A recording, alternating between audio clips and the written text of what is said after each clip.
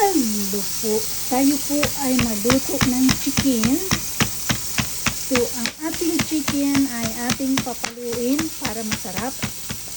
Kapag nasasaktan, masarap. Kaya papaluin natin para masarap ang ating chicken. So, napalo na.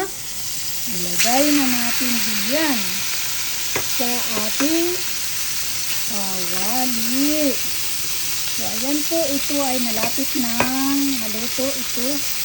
So, ito ay pabayaan na muna natin para maluto-luto.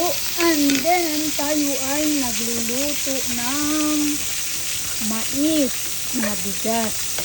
So, ayan po.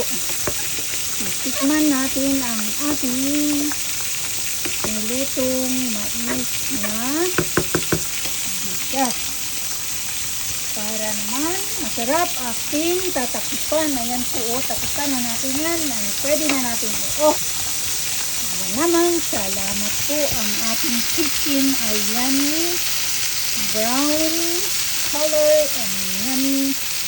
Okay, mga kaibigan, yan naman po. Lalagyan po natin ng rosemary and iba-iba pang mga pa-sarap-sarap. Bye! Thank you for watching.